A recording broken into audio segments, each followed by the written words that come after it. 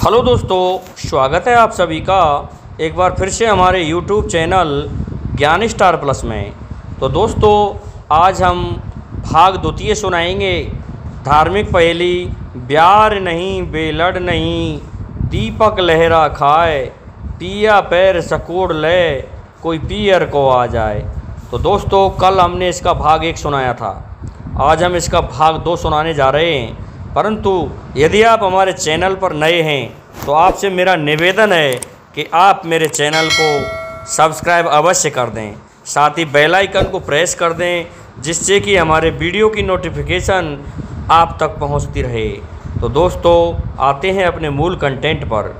जब भूरी सिंह स्यावड़ नाकाम होकर के वासुकी के पास पहुंचा तो इस बात से वासुकी नाराज़ हो जाता है और कहता है कि तू दोमई बन जा।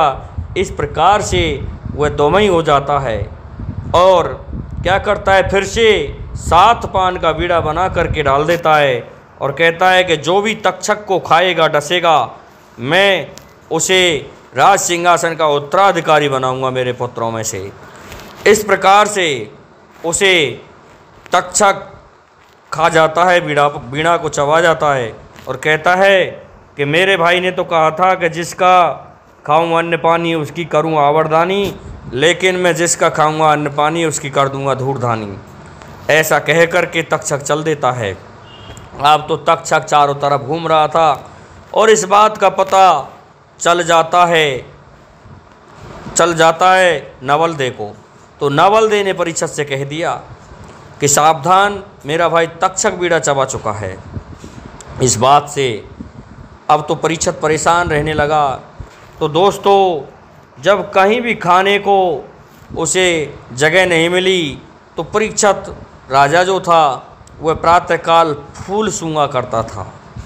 तो उन पुष्पों में ही जाकर के तक्षक ने मच्छर का रूप रख लिया और उन पुष्पों में बैठ कर के वह पहुंच जाता है उसके पास तक, परीक्षित के तक। तो परीक्षित उन फूलों को सूंघा करता था, अपने सैया पर लगवाया करता था। तो दोनों सो रहे थे, नवलदे और परीक्षित।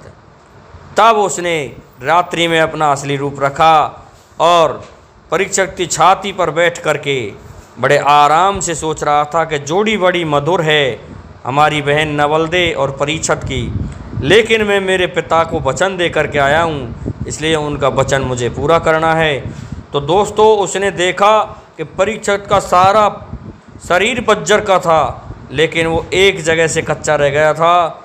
उसका कारण मैं आपको किसी अन्य कथा में सुनाऊंगा कि किस कारण से परीक्षित कच्चा रह गया था। दोस्तों, इस प्रकार से वह परीक्षित को नाक में से डस लेता है, क्योंकि नाक ही कच्ची रह गई थी। और क्या होता है दोस्तों, अब तो डसने के बाद उसे पता चल गया कि मुझे तो तक्षक ने डस लिया, अब मैं बचने का नहीं हूँ। तो धन्वंतरी के पास में खबर जाती है और धन्वंतरी को बुलाया जाता है। तो धन्वंतरी अब तो चल देते हैं अपने वहाँ से परीक्षित को बचाने के लिए। रास्ते में तक्षक ने ब्राह्मण का वेश धारण करके पूछा कि भाई आप कौन हो, कहाँ जा रहे हो? कि मैं धन्वंतरी हूँ और मैं उसको बचाने जा रहा हूँ, राजा परीक्षित को तक्षक ने डस लिया है। इस बात को सुनकर के तक्षक कहने लगा कि इसकी परीक्षा करनी चाहिए। तो तक्षक ने कुछ आगे जा कर के एक बरगद के पेड़ में फुसकार मार करके जला दिया था और कहा कि ये पेड़ जलाया है अभी अभी स्वामी जी, इसे आप पहला जैसा कर दीजिए। और ये जलाया है तक्षक ने, मैं देख के आया हूँ। तो जैसे ही धन्वंतरी की नज़र गई तो पेड़ पहला जैसा हो गया। दोस्तों, धन्वंतरी की दृष्टि जहाँ तक पहुँचती थी उस स्थान तक सर्प का डसा हुआ व्यक्ति, मांस, आदमी, जड़ चेतन सभी बच जाया करते थे। तो तक्षक सोचने लगा कि इसकी दृष्टि में जादू है, तो इससे बचने के लिए इसको पीठ में से डसना चाहिए। तो अब तो धन्वंतरी को डसने के लिए उसने क्या किया कि आगे जाके एक लकुटिया बन जाता है टेढ़ी मेढ़ी, और धन्वंतरी अपने 14 से चेलाओं सहित जा रहे थे, शिष्यों सहित जा रहे थे। आगे जाके टेढ़ा मेढ़ा बन जाता है तो उन शिष्यों में लड़ाई होने लगती है उस टेढ़ी मेढ़ी लकुटिया लठिया के ऊपर। अब वो कहता है मैं रखता हूँ। तो इस पर गुरुजी कहने लगे कि तुम में से कोई नहीं रखेगा। धन्वंतरी कहने लगे इसे मैं रखूँगा। तो धन्वंतरी ने अपने कंधे पर रख करके और जा रहे थे, पतरी की साइड से उन्होंने खुद ने पकड़ा और ये सोच नहीं किया कि ये तक्षक हो सकता है। और तक्षक ने फिर से अपना रूप रख के और धन्वंतरी को पीठ में से डस के और हाथ में से सुटक के भाग गया। अरे कि भाई मुझे भी डस लिया है तक्षक ने, अब मैं नहीं बचने का।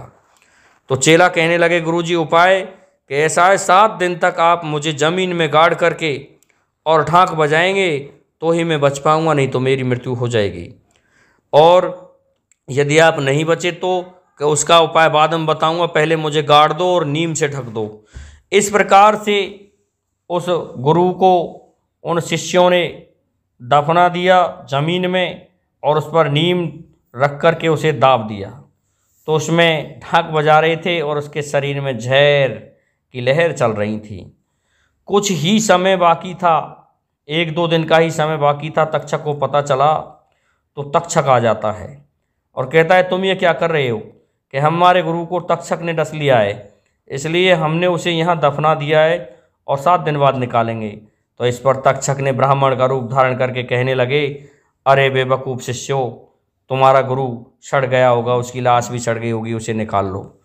शिष्यों ने ये ध्यान नहीं दिया कि ये तक्षक ही है। उन्होंने उसे निकाल लिया तो देखा तो वह जीवित था। इस पर गुरु कहने लगा शिष्यों तुमने मुझे क्यों निकाल लिया, अब मैं नहीं बच सकता। तो वो कहने लगे कि ब्राह्मण आया था, कह अरे बेवकूफ़ वह तक्षक ही था जो तुम्हें बहका गया, परंतु अब ऐसा है जो भी मेरे मांस को खा जाएगा तुम में से वह मुझ जैसा ही हो जाएगा। तो दोस्तों अब वो मांस बनाने लगे अपने गुरु का हड्डियों में। अब बन रहा था, तभी उसी समय तक्षक को पता चल जाता है कि ये 1400 धन्वंतर पैदा हो जाएंगे और ये परीक्षित को बचा देंगे। तो फिर से जाता है परीक्षित और कहता है अरे राम राम, तुमसे ज़्यादा नीच कौन व्यक्ति होगा जो तुम अपने गुरु का मांस बना रहे हो। ऐसा कह कर के उन समस्त मांस की हड्डियों को नदी में गंगा में फेंकवा देता है।